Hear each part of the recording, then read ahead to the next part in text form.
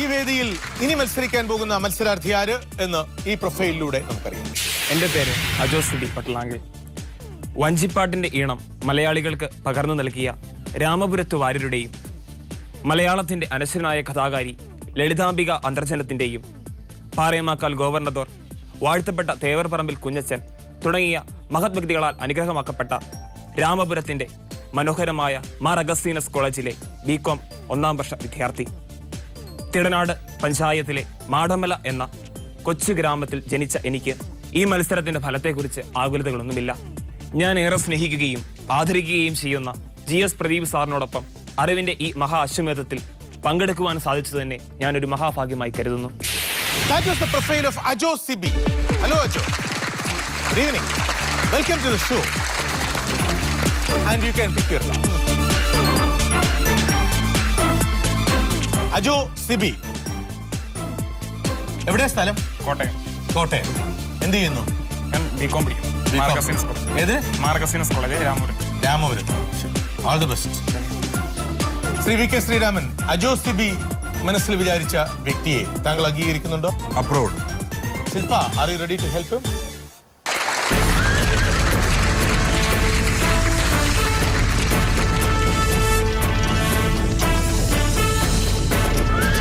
അജോ കോട്ടയത്ത്.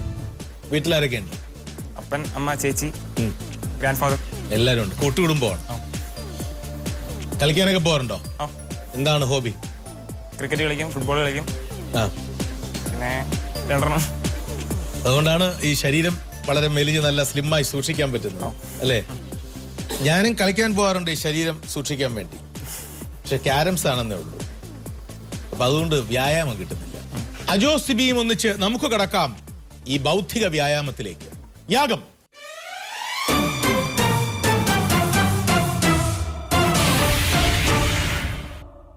അജോ സിബി വിചാരിച്ച വ്യക്തി ഒരു പുരുഷനാണോ? യെസ്. ഇന്ത്യൻ? യെസ്. ജീവിച്ചിരിപ്പുണ്ടോ? നോ. സാധാരണഗതിയിലാണോ മരിച്ചത്? Yes. Malayali? No. South Indian? No. 1950 ശേഷം മരണം? യെസ്. രാഷ്ട്രീയം, കലാ, സാഹിത്യം, മതപരം, ആത്മീയം, സാമൂഹ്യ പ്രവർത്തനം? യെസ്. രാഷ്ട്രീയം, കലാ, സാഹിത്യം? യെസ്. രാഷ്ട്രീയം? Yes.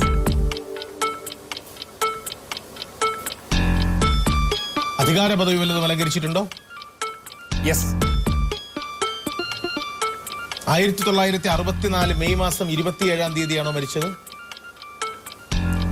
Sir, life line. No. അല്ല. അദ്ദേഹം മരിച്ചത് ഇന്ത്യയിൽ വെച്ചാണോ? യെസ്. പ്രധാനമന്ത്രിയോ രാഷ്ട്രപതിയോ മുഖ്യമന്ത്രിയോ ആയിട്ടുണ്ടോ?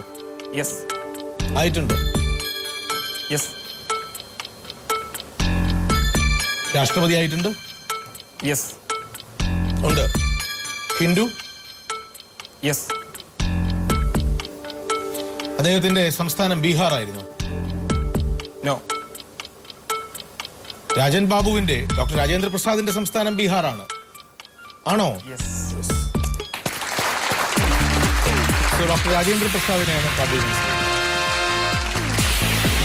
ഡോക്ടർ രാജേന്ദ്ര പ്രസാദ് ബീഹാറിലെ സീവാൻ ജില്ലയിൽ 1884 ഡിസംബർ 3-ന് ജനിച്ച ഇന്ത്യയുടെ ആദ്യത്തെ പ്രസിഡന്റും സ്വാതന്ത്ര്യ സമര സേനാനിയുമായിരുന്നു ഡോക്ടർ രാജേന്ദ്ര പ്രസാദ്. അദ്ദേഹം ബീഹാർ ഗാന്ധി എന്ന അപരനാമധേയത്തിൽ അറിയപ്പെട്ടിരുന്നു. 1962-ൽ ഭാരതരത്ന പുരസ്കാരം ലഭിച്ചു. ഭരണഘടനാ നിർമ്മാണ സഭയുടെ പ്രസിഡന്റായും അദ്ദേഹം സേവനമനുഷ്ഠിച്ചിട്ടുണ്ട്. 1931-ലെ ഉപ്പ് സത്യാഗ്രഹത്തിലും 1942-ലെ ക്വിറ്റ് ഇന്ത്യ സമരത്തിലും പങ്കെടുത്ത് ജയിൽവാസം അനുഷ്ഠിച്ചിട്ടുണ്ട്. 2 തവണ ഇന്ത്യയുടെ രാഷ്ട്രപതിയായി തെരഞ്ഞെടുക്കപ്പെട്ട വ്യക്തിയുമാണ്. 1963 ഫെബ്രുവരി 28-ന് അന്തരിച്ചു. Congratulations. Shilpa, please.